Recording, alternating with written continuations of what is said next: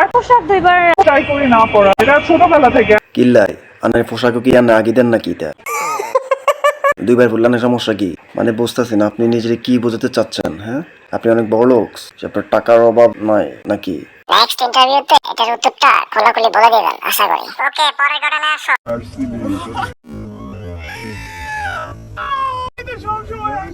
হ্যাঁ হ্যাঁ, আপনি তো সবসময় হাসবেন, পাটা ফাঁক করে সবাইকে দেখাইতে পারলেই তো আপনি খুশি, তাই না?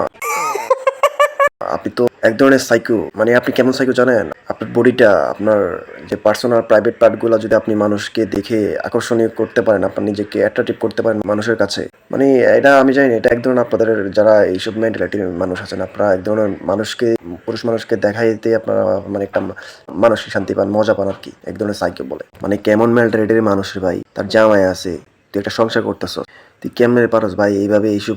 ঠিক আছে, তারপরও মানা চাইতেছে, নর্মাল পোশাকে পরছস, তাই বলে কি একটু তোর লজ্জা লাগে না? মানে পরপুরুষের লগে এইভাবে ঘষাঘষি করে আবার পায়েরটা তোলা দিয়ে ক্যামেরার সামনে, এই যে তোর দেখা যাইতেছে, এমন তো কবি আমাদের পুরুষের নজর খারাপ। আসলে ভাই তুই দেখাইলে কি মানুষ কি না তাকায় থাকবো? এটা সোশ্যাল মিডিয়ার জগৎ, কিছু বলার নাই আপনাদেরকে নিয়ে।